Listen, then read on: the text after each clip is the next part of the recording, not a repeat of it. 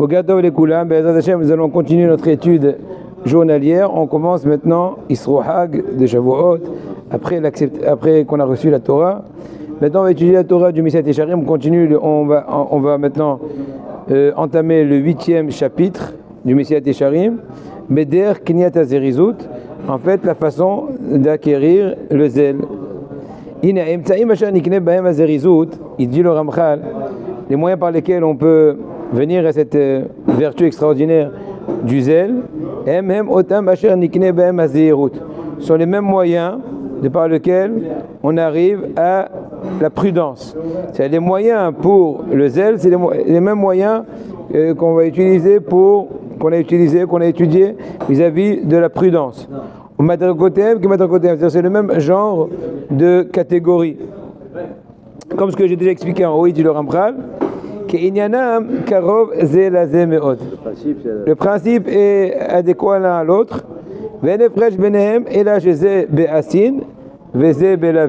Seulement la seule différence, c'est qu'il y a dans le positif, dans le négatif. La zéhirout, la prudence vis-à-vis des choses négatives. Sois prudent, n'enfreins pas la chose, ne transgresse pas. Alors que dans l'actif, c'est le zèle. Fais vite, accomplis vite, avant que Tzara te fasse dégonfler, etc. Quand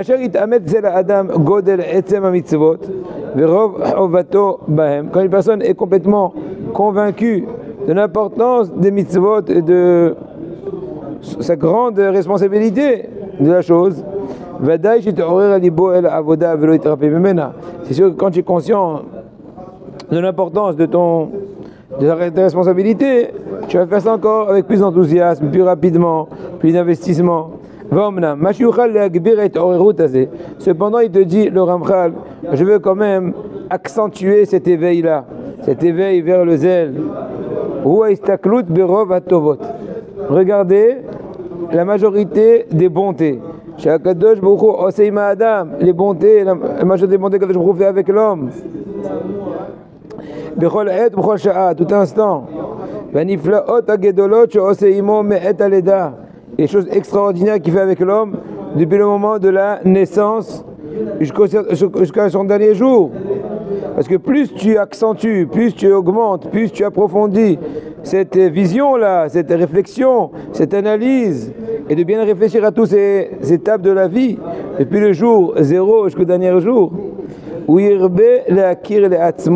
Donc en fonction de cela, il y aura aussi une plus grande reconnaissance ou une connaissance. Et il va se rendre compte de plus belle la grande importance qu'il a de Hova Rabba El Ametivlo, ce que Shem lui fait en bonté. Ce seront des moyens, cette réflexion, cette analyse, cette façon de voir les choses va t'aider à ne pas être paresseux, ne pas manquer le travail d'Hachem. Et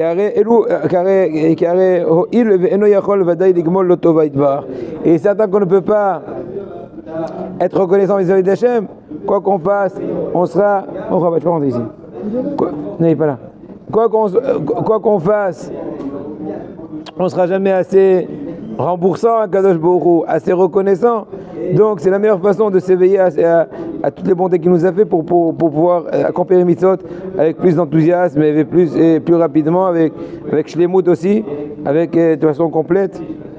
Et il faut avoir la connaissance, il faut apprendre. Il faut apprendre, réfléchir, voir comment mon système de santé, mon organisme, ma famille, ceci, tout ce que j'ai autour de moi, réfléchir, ce que j'ai, ce qu'ils n'ont pas les autres, même sans faire des comparaisons avec les autres, mais des fois on a l'habitude à grogner, à voir des gens qui sont au-dessus de nous, au lieu de voir ceux qui malheureusement des fois en situation pire, bien qu'a priori à l'œil nu on ne comprend pas toujours pourquoi, mais en tout cas dis merci. Veine, on avance encore un petit paragraphe. L'homme, dans quelle situation qu'il soit, pauvre, riche, en bonne santé, malade, que quand même dans son cadre-là, il n'y a pas de cas où il n'y a aucun cas où on ne peut pas voir Hachem. Dans tous les cas, on voit les bontés d'Hachem, les choses extraordinaires. Parce que, par exemple, le riche, qui a Asher Vabari, la personne qui est riche ou qui est en bonne santé,